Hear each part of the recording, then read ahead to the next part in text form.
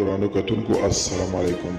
زه محمد سلمان همدرد د حق غږ پښتو چینل خبري لنډیز کې ستاسو کوربه اوس تاسو پام را اړوم د مهمو خبرونو لنډیز ته. په امریکا او کاناډا کې د کورونا دویمه خطرناکه څپه پیل شوې ده. د راپورونو له مخې د کاناډا حکومت امر کړی چې د دې هیواد تر ټولو ستر ښار تورنتو ژر تر ژره کرنټین کړي او ډیر غیر ضروري برخې یې وتړي. د ایران د بهرنیو چارو وزارت وایي په کابل کې تېره ورځ ګڼ راکټي بریدونه وشول او د دې هر څه مسؤلیت د امریکا پر غاړه دی.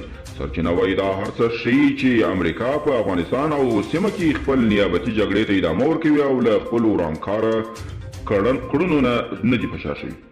امریکایي رسنۍ وایي له افغانستانه د سرتیرو له ایستلو سره هممهاله امریکا منځني ختیځ ته د نظامي تجهیزاتو او الوتکو لیږدول پیل کړي. رسنۍ وایي د امریکا پوځ تازه په خپرو کړو پیغامونو کې ویلي چې منځني ختیځ ته د دوی ګډې بي 250 ډوله الوتکې پر لاره دي. د استرالیا پوځ یو ځل بیا ویلي په افغانستان کې د سرتیرو جنگي جنایاتو ټکان ورکوونکي دي. د استرالیا د پوځ لوړپوړو چارواکو په خبري غونډه کې ویلي دې مسلې دوی اړ کړي چې په پوځ کې پر مهمو او بنسټیزو جوړښتونو له سره کتنه وکړي.